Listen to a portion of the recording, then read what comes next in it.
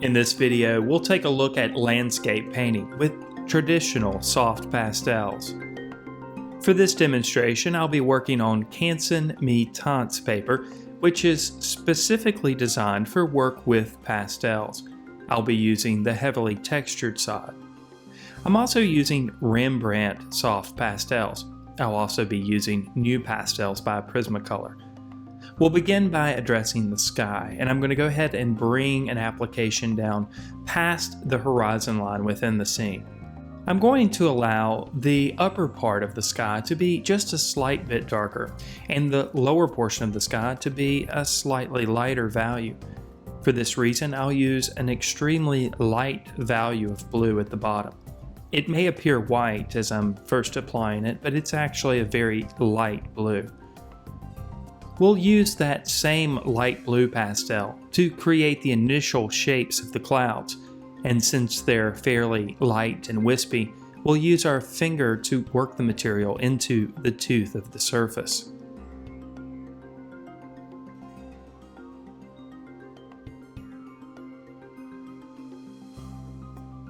There are a few clouds that float above close to the top of the picture plane. We'll apply shapes for them as well, sticking with the light blue.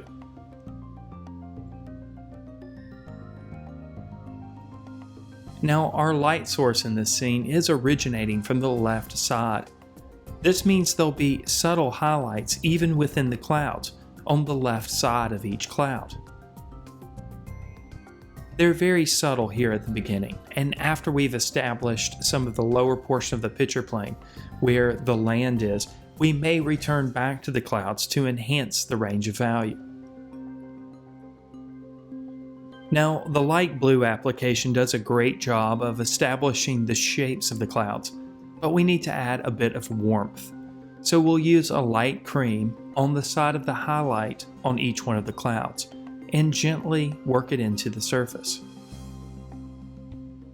Again, this application may appear white, but it actually is a very light cream. This will give just the right amount of warmth that we need for the clouds. Now we can use the light blue that we originally used to start to define some of the shapes of the clouds a bit further. And if we need to push the value just a slight bit darker, we can use a slightly darker blue.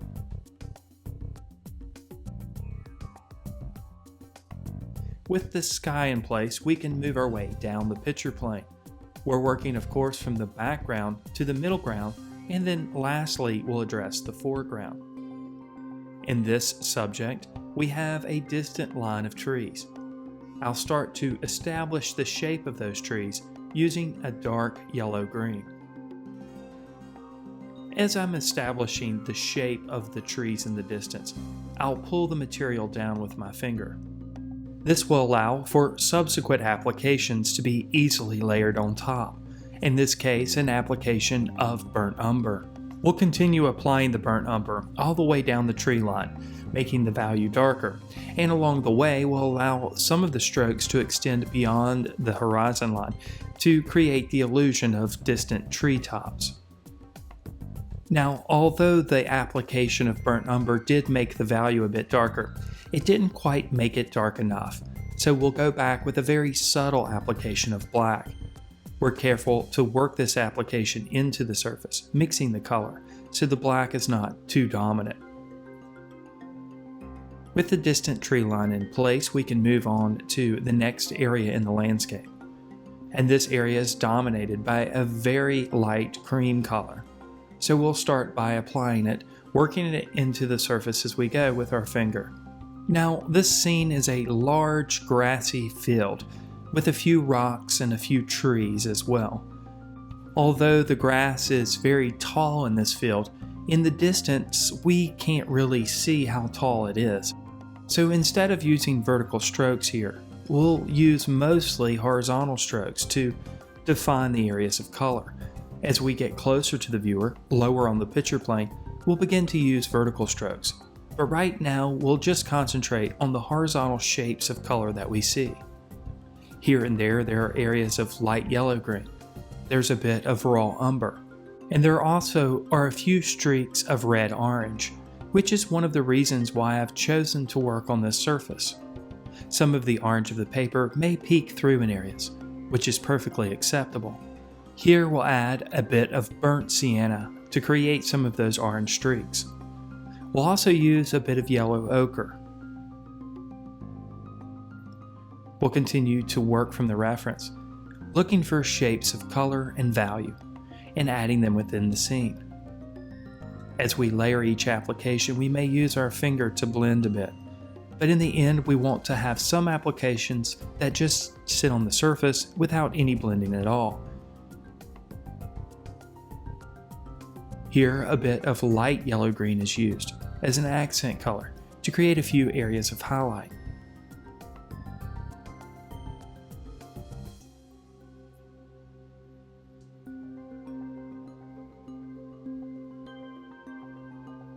We can define another set of trees that are just a slight bit closer to the viewer. They're still off in the distance, so we'll still darken the value using a bit of burnt umber. We may add a bit of dark blue as well. This will create a natural looking shadow. Of course, these details are still quite distant, and right now we're still just concentrating on the shapes of value and color that we see. We're not trying to get too consumed with the details that we know are there. Instead, we're going to trust that these details will be interpreted by the viewer when the image is complete. But for now, we're only concentrating on colors and value. A few marks with the light yellow-green on the side closest to the light source goes a long way in creating the convincing illusion of the light source originating from the left side.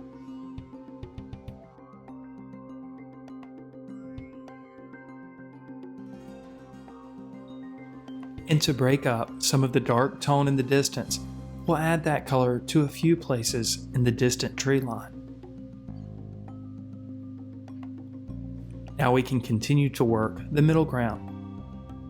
In this case, layering another application of the light cream color. We'll look at the shape that this area of color makes in the photo reference, and we'll try to record it as close as possible.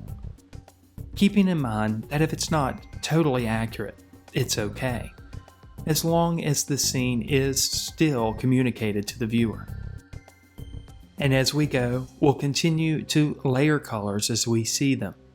With each application, the scene has more depth, a broader range of value, and more interest.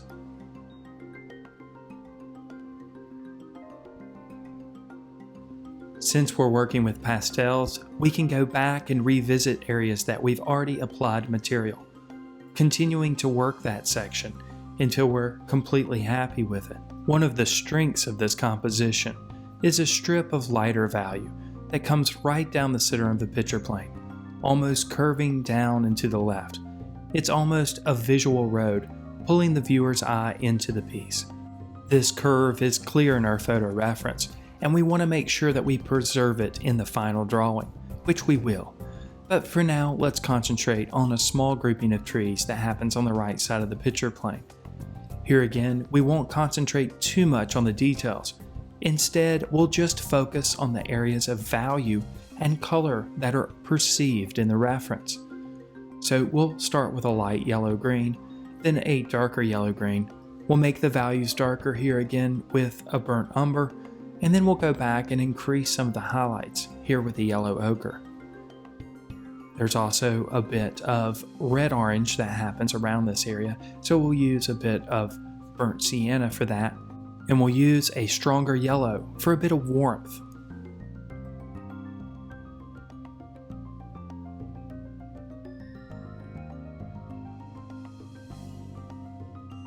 Now there's a tree that sits by itself off in the distance. We'll start with a bit of black, then we'll use a darker yellow-green over the top. Now, for these distant trees, it may be tempting to add a lot of details, since you know they're there. But for the finished composition to make sense, we'll need to leave them very loose. When we get to the foreground, of course, we'll have higher contrast, and we'll have more detail on the marks that we make. So these distant trees will make sense then. Now let's go ahead and define that curvature that happens. We'll use the light cream for this. Remember, this is an important element in pulling our viewer into the scene, back into the background. We'll go ahead and apply that light cream color to various locations in the foreground, but we're careful not to cover the area completely. We want to preserve that curvature, so a bit of the orange paper is allowed to show through to remind us just where we need to create areas of darker value. Now we'll go back and add a few areas of red-orange with the burnt sienna. Our marks can start to become a bit more vertical as we get closer to the foreground. We'll still, of course, add some areas with horizontal marks, but now we can start to make more vertical strokes to imply tall grass. Of course, we're nowhere near the final application. We still have some more work to do in the middle ground. So we'll go back to the middle ground now and continue to define areas of color and value that we perceive in the photo reference. There are a few strips of darker yellow-green, and then there are a few rocks off in the distance. We'll define this first with a light cream color, then we'll go back with a dark, cool gray. Over the top of this, we'll apply that light cream color again, and to warm it up just a bit, we'll add a bit of burnt sienna. Then just a touch of black.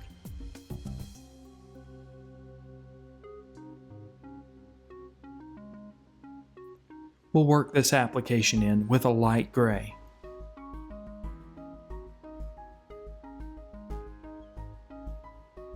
Then we'll add just a bit of darker yellow-green around it to create somewhat of a shadow.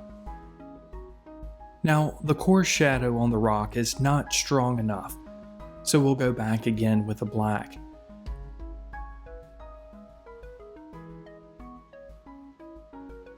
And to make the light on the rock appear more natural, we'll go back over the application with a light cream.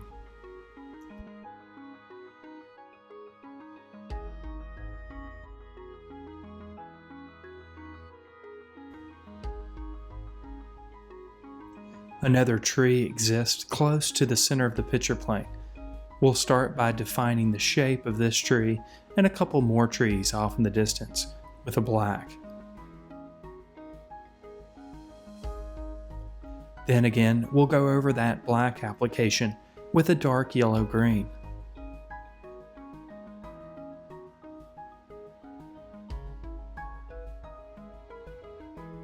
Then to create the light on each one of the trees, we'll use a light yellow-green on the side closest to the light source.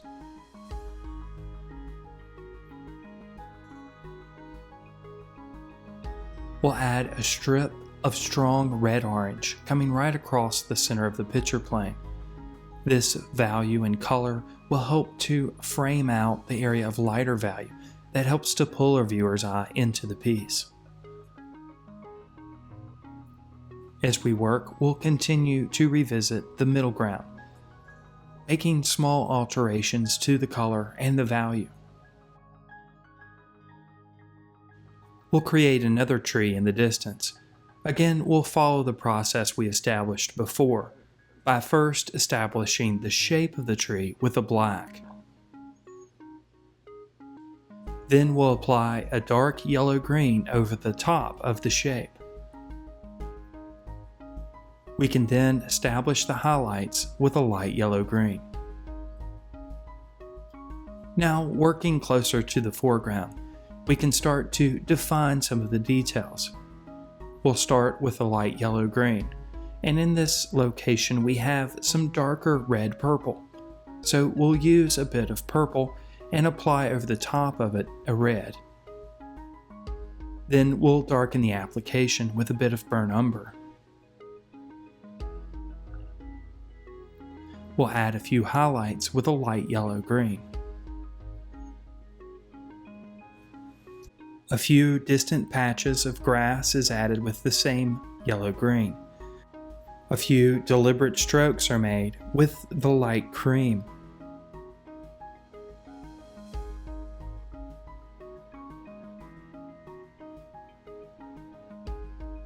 And a few patches are added with the raw umber to create some darker values and some indications of shadow.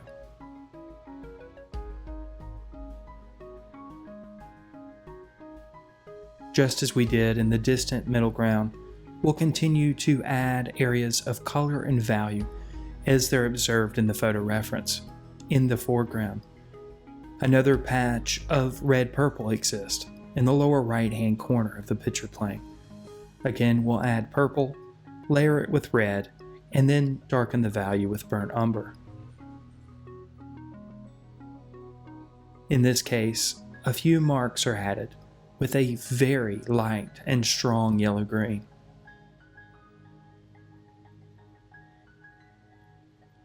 And then again, the cream is used with deliberate vertical marks to help to define each shape.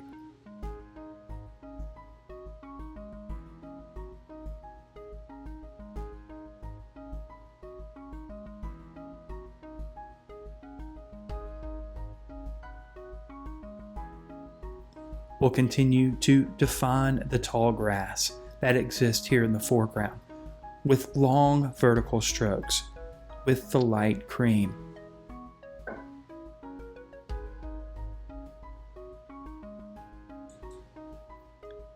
We'll also continue to accentuate the red-orange that's visible in the reference using the burnt sienna.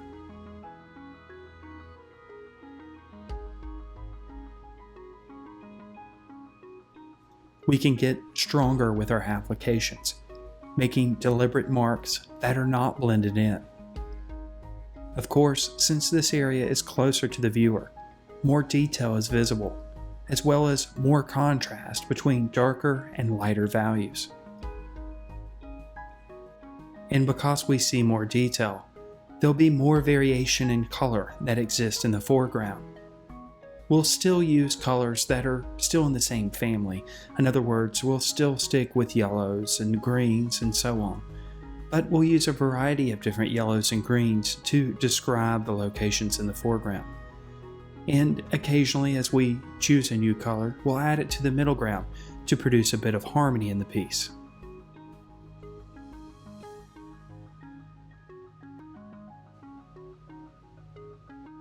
Now, another small tree and a rock formation exist towards the center right of the picture plane.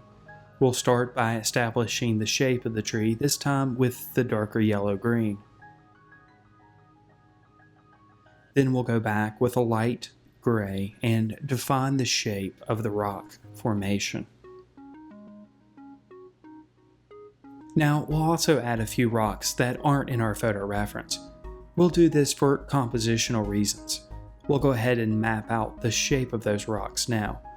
We'll go ahead and address the rocks in the middle ground the same way that we address the rocks in the distance, with a light gray, then a darker cooler gray, then a touch of burnt sienna, and then again with a light cream to define the shape further. Now, let's go back to the reasoning why we put the rocks here in the bottom left-hand corner. We want a viewer's eye to enter the piece and move through the piece. In other words, we want to create a sense of eye movement through the piece. By adding these rocks in the lower left-hand corner of the composition, we encourage that eye flow a bit further. Hopefully our viewer will be pulled in by the rocks in the lower left, onto the rocks in the middle ground, and then off to the left of the distant tree, all guided by the area of lighter value that curves right through the center of the picture plane. As the tree and the rock formation in the center of the picture plane is developed, we're sure to add highlights on the left side of these objects to create the illusion of light further.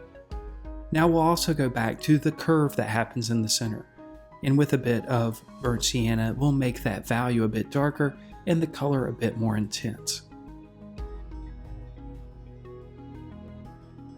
Again, we'll revisit portions of the middle ground as we start to understand the range of value a bit further. This will happen naturally through any piece of artwork that you create. Since we're using pastels, of course, we have the luxury of going back and layering over previous applications. Now we'll go back to the foreground, and we can really start to establish some of the tall grass that exist here. Again, our strokes are vertical, and will allow them to curve and taper at the top to create the illusion of grass. Now, as I mentioned before, we'll have a greater level of contrast that happens in the foreground, contrast between darker and lighter values. So we'll go in with a burnt umber and we'll establish some of the shadowed areas. We'll lightly work it in with our finger before continuing on with lighter applications of value and color. Bits of yellow ochre, yellow green, and of course the cream are all used in this location, progressively building up the illusion of tall grass. And then of course we'll use the burnt umber as well to create bits of shadow and darker value. On the left side, we'll create another patch of red-purple, layering over the top of the darker applications with purple and then red, and then working it in with our finger.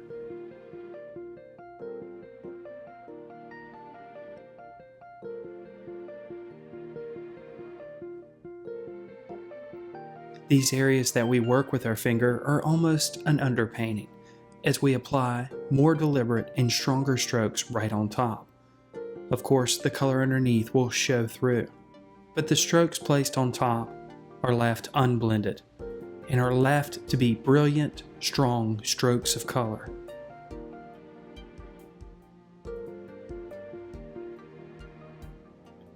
We can create a few highlights with the light cream, close to the top of each individual grass blade.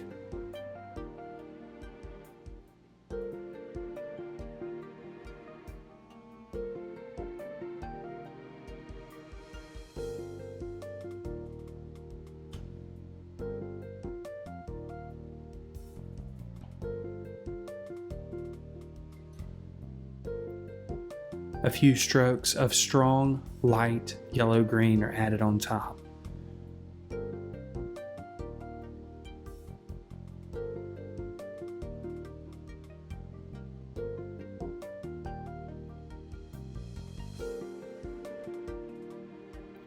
We'll continue on to the left side of the bottom portion of the picture plane, here in the foreground, again making long strokes with the cream pastel.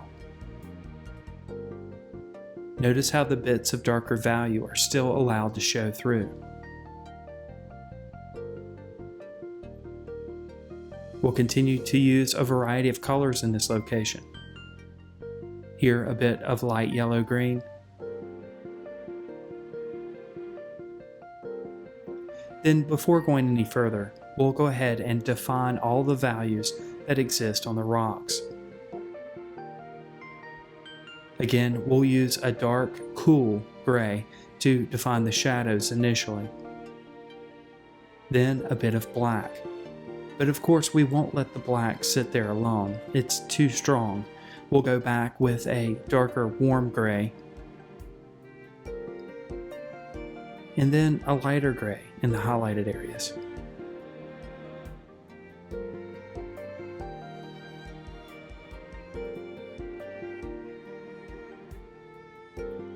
We'll make the highlights a bit stronger with a bit of white.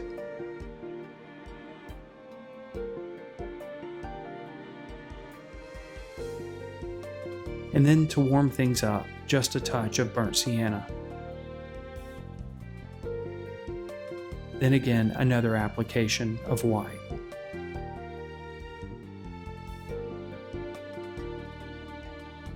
Now we can ground the rocks by applying the applications for the grass behind the rocks and in front of them.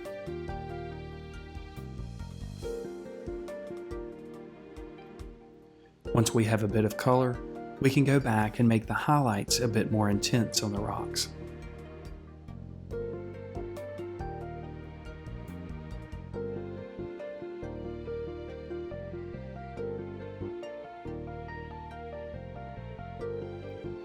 We can also push the shadows and the values a bit further.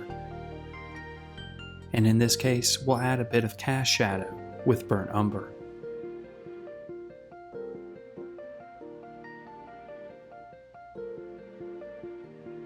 Now the marks for the grass are allowed to go directly over the top of the rocks, hiding the bottom portions behind the strokes. A few careful strokes made with the light cream are made in the area of darker value, allowing portions of the darker value to show through.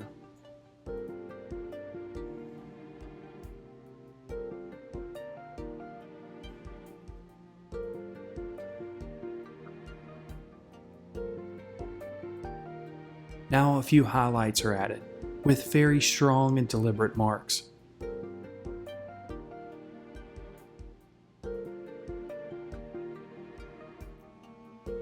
These marks are made with a light cream pastel, one that is slightly lighter than the one that we've been using throughout the majority of the piece.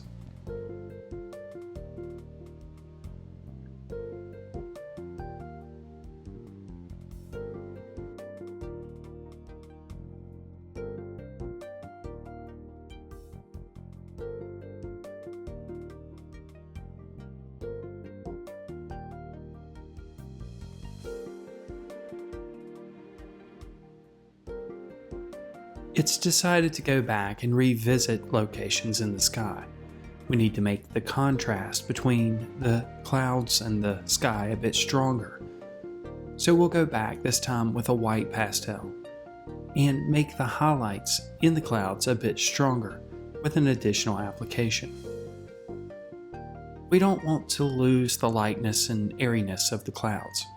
So again, we'll gently and subtly work in that application with our finger, and then we'll clean up any of the edges with a light blue.